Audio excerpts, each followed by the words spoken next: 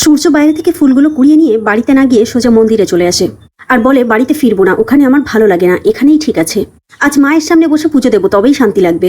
এই বলতে বলতে সূর্য যখন মন্দিরের ভিতরে ঢোকে তখন দীপার সাথে দেখা হয়ে যায়। দীপাকে দেখে সূর্য বলে, আমার মনে হচ্ছে এই মন্দিরে আমার অনেক স্মৃতি জড়িয়ে রয়েছে, কিন্তু কি সব আমি কিছু মনে করতে পারছি না। যাই হোক দীপা ম্যাম, আপনি কলকাতায় ফিরে এসেছেন, আমার কি যে ভালো লাগছে। দীপা তখন বলে, ডাক্তারবাবু আপনার ভালো লাগছে? সূর্য বলে, হ্যাঁ। জানেন তো, আসার সময় আমি আপনার সাথে দেখা করতে চেয়েছিলাম সরি বলবো বলে, কিন্তু কেউ দেখা করতে দেয়নি। তারা যখন কথা বলছিল তখন সূর্যের বাড়ির লোকেরা সেখানে উপস্থিত হয়। সূর্য বাড়ি না ফেরায় তারা সূর্যকে খুঁজে বেড়াচ্ছিল।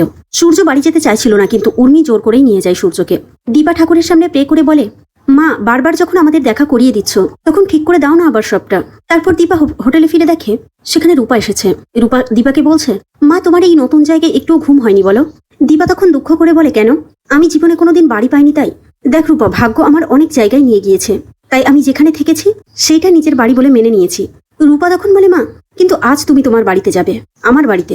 এই বলে রূপা দীপাকে তার বাড়িতে নিয়ে যায়। রূপা মায়ের জন্য চা করে নিয়ে আসে। দীপা খুশি হয়ে বলে, আজ কতদিন পরে মা মেয়ে একসাথে চা খাবো, ইচ্ছে করছে আজ জমিয়ে রান্না করে খেতে। রূপা তখন চিন্তা করে, এত কিছুর মধ্যেও মা স্বাভাবিক কেন এত? মা আবার নতুন করে কোনো ঘটনা ঘটাচ্ছে না তো? দীপা রান্নাঘরে চলে যায় রান্না করতে। অন্যদিকে দীপা কৃষ্ণকে ফোন করে জানিয়ে রেখেছে রূপার বাড়িতে আসতে, কিন্তু রূপা কিছুই জানে না। আজ জামাই ষষ্ঠী। রত্নাদেবী অনেক আয়োজন করে রান্না করেছে তার জামাইয়ের জন্য। রান্না করা খাবার দাবার সব রেডি করে নিয়ে আসে। তখন প্রবীর বলে, বেয়ান আপনি কি শুধু জয়ের জন্য রান্না করেছেন? তখন রত্নাদেবী বলে, কি যে বলেন, আমি কি আর আপনার মতো এক চোখামো করতে পারি? আমি আমার দুই জামাইয়ের জন্যই রান্না করেছি। এই বলে রত্নাদেবী সূর্যের কাছে গিয়ে বলে, বড় জামাই। সূর্যকে খেতে আসতে বলার আগে সূর্য রিয়াক্ট করে, বড় জামাই মানে? আপনি আমাকে বড় জামাই কেন বলছেন?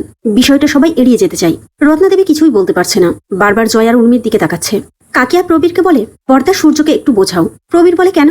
বড় জামাই এটা শোনার পর আমার সূর্যর যদি সবকিছু মনে পড়ে যায় তাহলে এতে তোমাদের ক্ষতি কি? এর মাঝে সূর্য বলে ওঠে, আবার আপনাকে তো আমি জিজ্ঞেস করছি, বলুন না বড় জামাই কে? আপনি আমার বড় জামাই কেন বলছেন? রত্নাদেবী তখন কিছু দিশেমিশে না পেয়ে দীপার নামটি বলে ফেলে, আর রত্নাদেবীর হাত থেকে খাবারের প্লেটটা ছুঁড়ে ফেলে দেয়। তারপর টিভি অন করে দীপা আর অবিনাশের সেই ভিডিও ফুটেজটা সূর্যকে দেখিয়ে বলে, মা দীপা ম্যামের কথা বলছেন। অবিনাশকে দেখে সূর্য একটু রেগে যায়, বলে, এই লোকটা মানুষটা একটুও ভালো না, একটুও মানায় না দীপা ম্যামের পাশে। এই বলে সূর্য হনহন করে চলে যায় সেখান থেকে। তারপর সোনা উপর থেকে রুডির একটি ছবি নিয়ে নিচে আসে। উর্মিকে বলে, কাকিয়া তোমরা রুডিকেও ষষ্ঠী দাও, রুডিও তো এবাড়ির জামাই। এটা দেখে উর্মি কি করবে কিছুই ভেবে পাচ্ছে না। অন্যদিকে দীপার রান্নাবান্না রেডি। রূপা বলছে, মা এসব কি? কেউ কি আসবে বাড়িতে? ঠিক তখনই কলিং বেল বেজে ওঠে। দীপা বলে, যা গিয়ে দরজা খোল, দেখ কে এসেছে। রূপা দরজা খুলে দেখে কৃষ্ণ দাঁড়িয়ে রয়েছে। রূপা রিয়াক্ট করে, মা এসব কি? দীপা বলে, দেখ আমি ওকে ডেকেছি, ওর সাথে আমার দরকার রয়েছে। দীপা কৃষ্ণকে পার্টিতে বসতে বলে।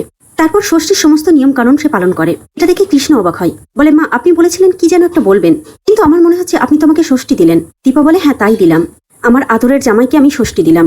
তারপর দীপা কৃষ্ণকে একটি ঘড়ি গিফট করে।